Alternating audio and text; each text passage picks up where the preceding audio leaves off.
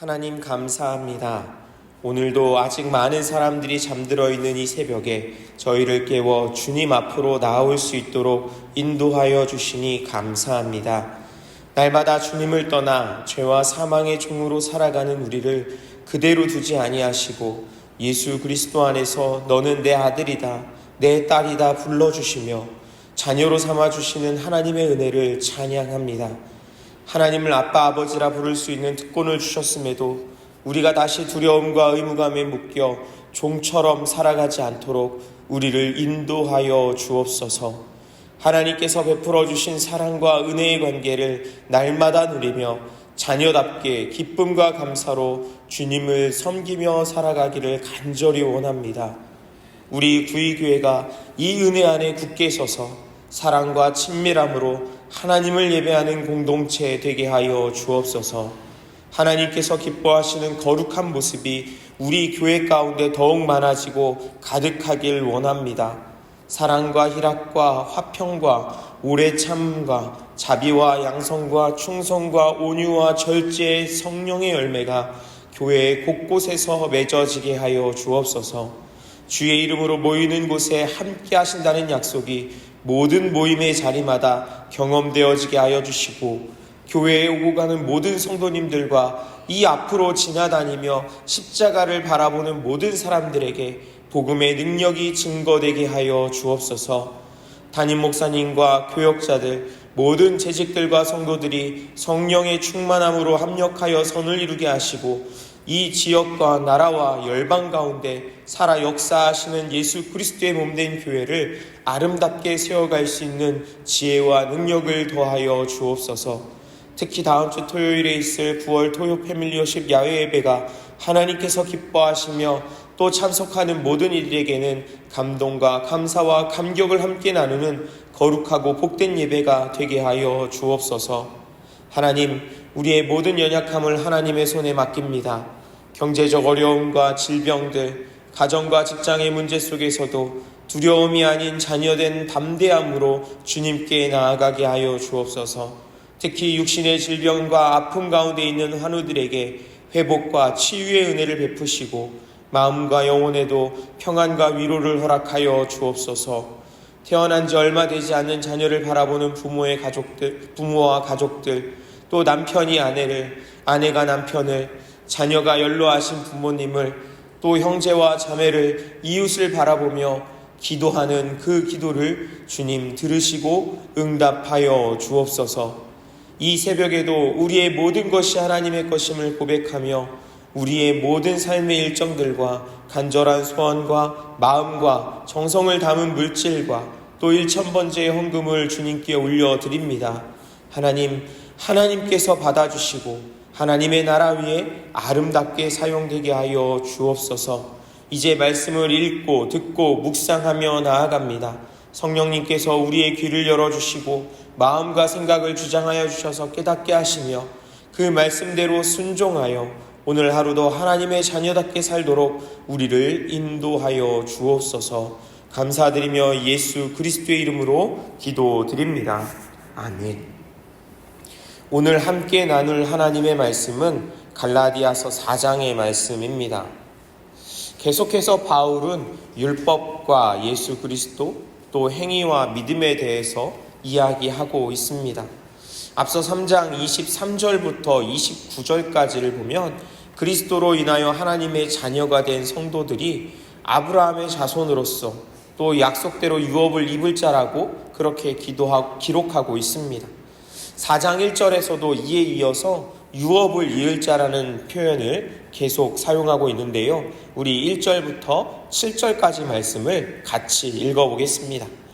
내가 또 말하노니 유업을 이을 자가 모든 것의 주인이나 어렸을 동안에는 종과 다름이 없어서 그 아버지가 정한 때까지 후견인과 청지기 아래에 있나니 이와 같이 우리도 어렸을 때에 이 세상의 초등학문 아래에 있어서 종노릇하였더니 때가 참에 하나님이 그 아들을 보내사 여자에게서 나게 하시고 율법 아래에 나게 하신 것은 율법 아래에 있는 자들을 속량하시고 우리로 아들의 명분을 얻게 하려 하심이라.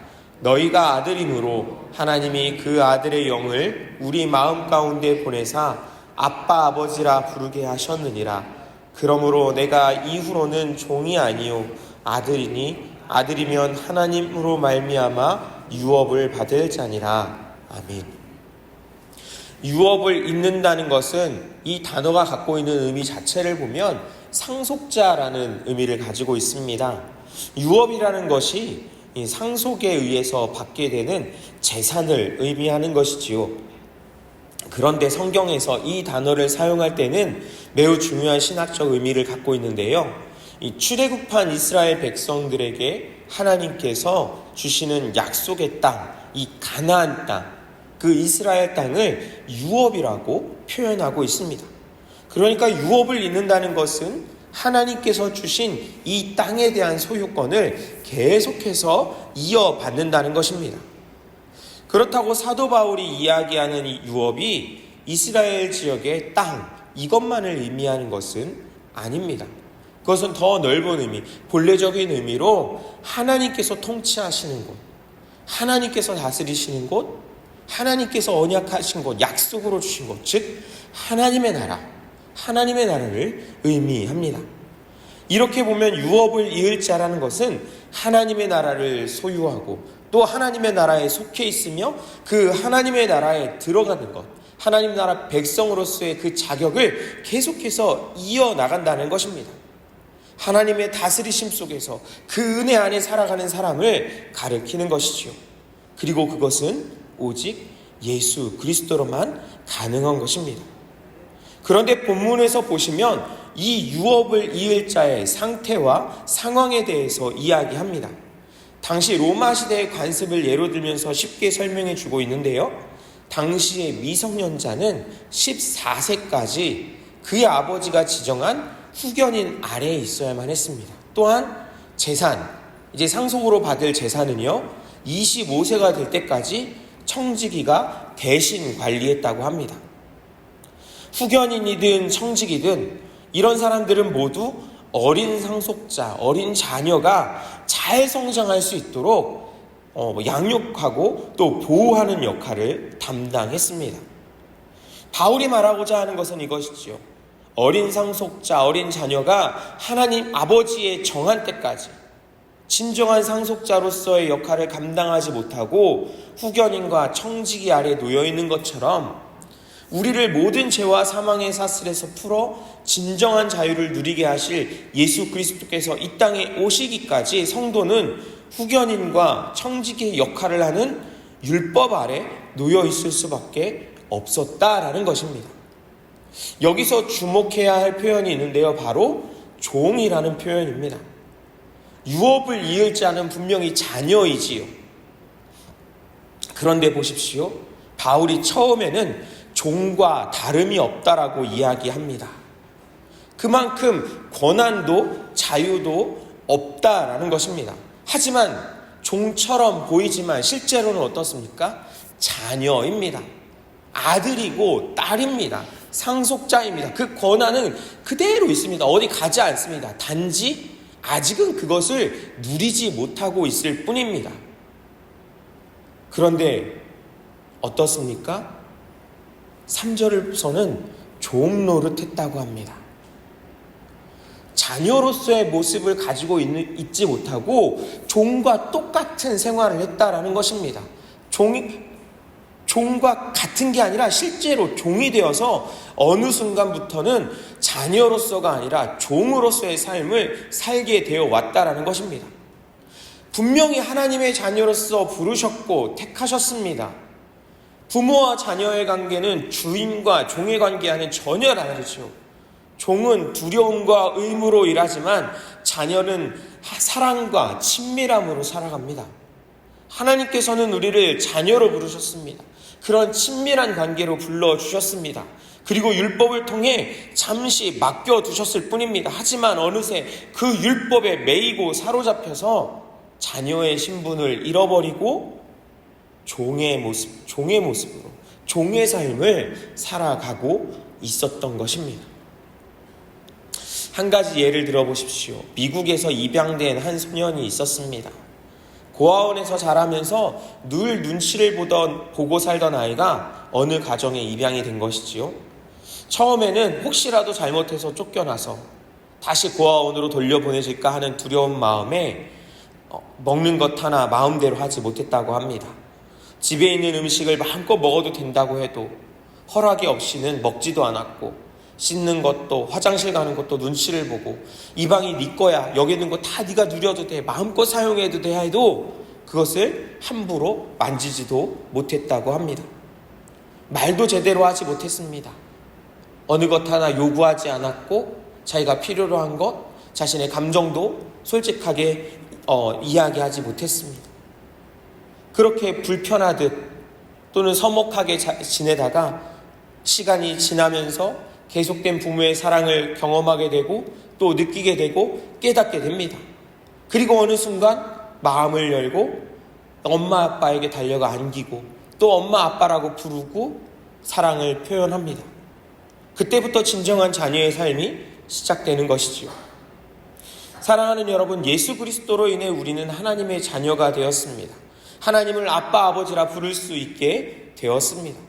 그런데 우리는 지금 자녀로서의 삶을 살아가고 있습니까? 아니면 종으로서의 삶을 살아가고 있습니까? 이 종이라는 표현이요, 우리가 주님이라고 고백하는 그런 표현과 같은 것이 아닙니다. 헷갈리시면 안 됩니다.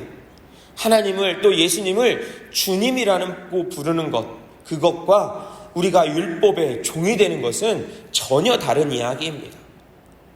우리는 하나님을 향해 아빠 아버지라 부르는 친밀한 관계를 날마다 누릴 수 있습니다. 두려움에 사로잡히고 의무감에 억지로 하는 것이 아니라 하나님이 내 아버지가 되시니 나를 사랑하시는, 나를 보호하시는 내 든든한 백이 되어주시는 하나님의 자녀됨을 우리가 누릴 수 있기를 간절히 바랍니다. 갈라디아 교회의 성도들은 복음을 받아 자유를 얻었습니다. 자녀로서 부름을 받았습니다. 하지만 다시 율법으로 돌아가려고 합니다. 우리 8절과 9절을 같이 읽어보겠습니다. 그러나 너희가 그때에 하나님을 알지 못하여 본질상 하나님이 아닌 자들에게 종노릇하였더니 이제는 너희가 하나님을 알 뿐 아니라 더욱이 하나님이 아신 바 되었거늘 어찌하여 다시 악하고 천박한 초등학문으로 돌아가서 다시 그들에게 종노릇하려 하느냐. 아멘.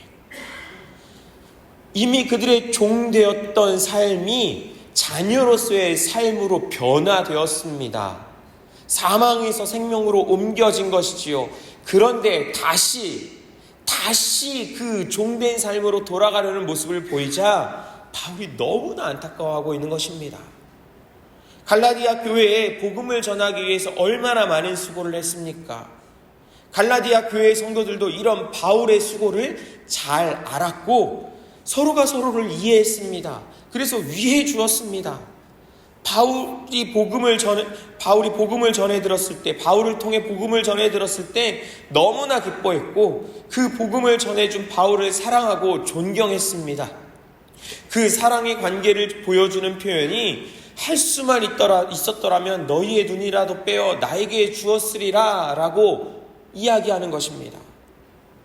안질로 고생하는, 눈병으로 고생하는 바울을 위해서 자기 눈이라도 빼어주고 싶어 할 정도로 갈라디아 성도들이 그렇게 바울을 사랑했고 또 바울 역시 그들을 위해 헌신했습니다. 사랑했습니다. 하지만 지금은 어떻습니까? 갈라디아 교회와 그 성도들이 거짓 형제들을 따라서 다시 예전으로 자녀가 아닌 종의 모습으로 돌아가려는 것뿐만 아니라 그로 인해 바울과의 관계도 사랑과 존경이 아니라 마치 원수처럼 여기는 그런 모습이 되어버린 것입니다. 여러분, 우리 안에도 이런 모습이 얼마든지 있을 수 있습니다. 처음 복음을 듣고 나를 위해 십자가에서 피 흘려 죽으신 예수님의 사랑을 깨닫게 되었을 때는 눈물을 흘리며 감격했지만 시간이 지나면서 그 은혜가 식어지고 다시 옛 습관과 세상의 기준으로 돌아가려는 그런 모습이, 그런 일들이 우리 가운데 분명히 있습니다. 여러분, 그것이 오랜 시간이 걸리는 것이 아닙니다. 어쩌면 우리는 매 주마다 예배를 드리고 또 예배를 드리고 나서 다시 우리의 삶의 자리로 돌아가는 그 순간에 이런 일들이 일어나고 있는지도 모릅니다. 어쩌면 매일마다 이런 일이 벌어지고 있을지도 모르고요. 우리 19절을 같이 읽어볼까요? 나의 자녀들아, 너희 속에 그리스도의 형상을 이루기까지 다시 너희를 위하여 해산하는 수고를 하노니. 아멘. 여러분, 이 말씀이 바울의 그런 고백이기도 하지만요, 우리를 향하신 하나님의 음성으로 들려지기를 원합니다. 하나님께서는 그런 우리이지만 다시 옛 모습으로 돌아가려는, 종의 모습으로 돌아가려는, 하나님의 사랑을 잊어버리고 다시 옛 습관으로 나아가려는 우리의 모습이지만, 그런 우리에게 말씀하십니다. 너는 종이 아니다. 내 자녀이다. 내 사랑하는 아들이고 사랑하는 딸이다. 이 사실을 알 때까지, 깨닫게 될 때까지 다시금 그 안에 나의 사랑이, 너희를 위해 십자가를 진 그 예수 그리스도의 사랑이 깨닫게 될 때까지 나는 변함없이 너희를 사랑한단다. 계속해서 너를 위해 해산의 수고를 계속해서 해나갈 것이다. 여러분, 하나님의 사랑은 끝이 없습니다. 변함이 없습니다. 우리를 끝까지 기다려 주십니다. 21절부터는 율법과 복음의 차이를 보다 명확하게 설명하기 위해서 하갈과 사라의 비유를 들어서 기록하고 있는 것을 볼 수 있습니다. 바울은 아브라함의 두 아들 이삭과 이스마엘이 각각 사라와 하갈을 통해 태어났음을 이야기하는데요. 하갈은 여종으로서 육체를 따라 이스마엘을 낳았고, 또 신의 산과 땅에 속한 예루살렘, 즉 율법을 의미합니다. 반면 사라는 어떻습니까? 자유 있는 여자로서 약속을 따라 이삭을 낳았는데 하늘의 예루살렘, 즉 복음을 의미한다고 합니다. 이런 것을 생각하시면서 우리 28절부터 31절까지 말씀을 같이 읽어보겠습니다. 형제들아, 너희는 이삭과 같이 약속의 자녀라. 그러나 그때에 육체를 따라 난 자가 성령을 따라 난 자를 박해한 것 같이 이제도 그러하도다. 그러나 성경이 무엇을 말하느냐? 여종과 그 아들을 내쫓으라. 여종의 아들이 자유 있는 여자의 아들과 더불어 유업을 얻지 못하리라 하였느니라. 그런즉 형제들아, 우리는 여종의 자녀가 아니요 자유 있는 여자의 자녀니라. 아멘. 약속의 아들인 이삭만이 아브라함의 상속자가 되었지요. 그와 같이 복음 아래에 있는 자만이 하나님의 유업을 상속받는 축복을 누릴 수 있게 된다라는 것입니다. 그렇게 되려면 잠시 핍박을 받을 수도 있습니다. 어려움을 당할 수도 있습니다. 이스마엘이 이삭을 희롱했던 것처럼 율법주의자들은 성도들을 괴롭게 할 수 있습니다. 몰아세울 수도 있고요. 너는 왜 그렇게밖에 못하냐고 지적하고 또 곤란하게 할 수 있습니다. 비교하기도 하겠지요. 하지만 이스마엘과 하갈이 결국 내어 쫓김을 당한 것처럼 그들도 하나님의 유업에 참여하지 못하고 하나님 나라에서 쫓겨나게 될 것입니다. 바울은 갈라디아 교회의 성도들에게, 그리고 많은 유혹과 어려움 가운데 살아가는 우리들에게 말합니다. 그런즉 형제들아, 우리는 여종의 자녀가 아니요 자유 있는 여자의 자녀니라. 우리는 종이 아니라 하나님을 아빠 아버지라 부를 수 있는 자녀라는 것입니다. 하나님 나라를 누리며 살아가는 언약의 백성입니다. 이 사실을 분명히 기억하십시오. 이 사실을 고백하십시오. 그리고 이 놀라운 은혜를 날마다 누리실 수 있길 바랍니다. 이 놀랍고 귀한 복음의 은혜를 떠나 율법적 신앙으로 돌아가지 말고 성령의 인도하심으로 자녀로서의 삶을 살아가는 오늘 하루가 되시기를 주님의 이름으로 축복합니다. 주님께서 가르쳐 주신 기도를 들으신 후에 자유롭게 기도하시다가 돌아가시겠습니다. 하늘에 계신 우리 아버지 이름을 거룩하게 하시며 아버지의 나라가 오게 하시며 아버지의 뜻이 하늘에서와 같이 땅에서도 이루어지게 하소서. 오늘 우리에게 일용할 양식을 주시고 우리가 우리에게 잘못한 사람을 용서하여 준 것 같이 우리 죄를 용서하여 주시고 우리를 시험에 빠지지 않게 하시고 악에서 구하소서. 나라와 권능과 영광이 영원히 아버지의 것입니다. 아멘.